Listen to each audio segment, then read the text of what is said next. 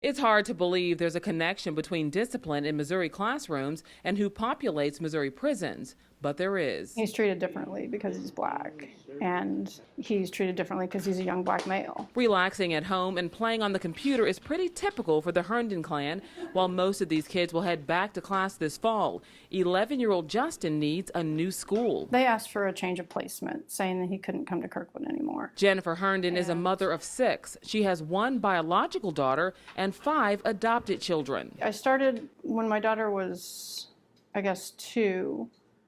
I decided to be a foster parent, and then Javion, my 12-year-old, was my first foster placement, and he never left. Her 11-year-old son Justin has had behavioral challenges since being adopted at birth. He's been diagnosed with an emotional disturbance disorder and has an IEP, an individualized education program. My experience with him has been just 180 compared to my experience with the other kids.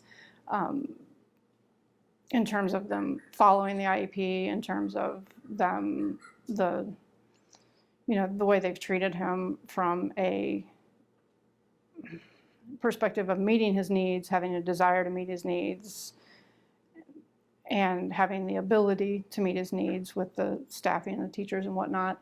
And from a racial perspective. For Justin, that different treatment includes him being physically restrained at school, out-of-school suspensions, and having the school district file assault charges against him. Justin's not the only one who has anger issues in that school.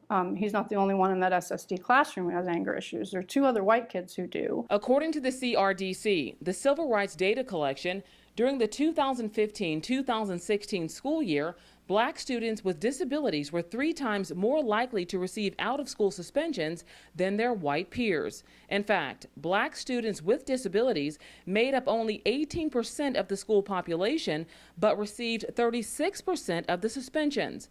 Research shows that suspensions do very little to change behaviors, but they do lead to higher dropout rates. When they're not in school, they get into trouble.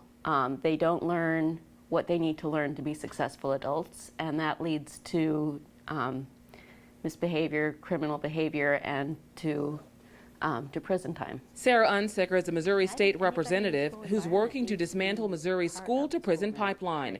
She believes cultural diversity training is necessary for teachers to better understand all of their students. There's a lot of thinking that some kids cannot be taught, and a lot of acceptance toward putting them out of school as discipline measures. And when they're not in school, they get into trouble. She also supports Missouri House Bill 1023 that regulates what teachers and administrators can do to students in the name of discipline. The bill would prohibit schools from physically restraining students and using seclusion rooms outside of extreme, well-documented circumstances. Discipline is a chance to teach. Okay, it's not a chance to punish. Ann Frey is an educational advocate with the Red Circle, a nonprofit organization serving students in St. Louis's Ferguson-Florissant School District.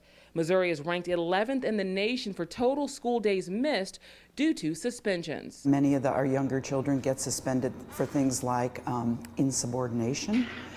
They get suspended for just sort of being sassy, in my opinion, just for being kids. Kids like Justin who are quickly seen as violent aggressors as they move through Missouri's public school system. Jennifer Herndon is working feverishly to protect her son from his own preteen decisions and a school system that's rejected him. They've been too successful at pushing families and kids out.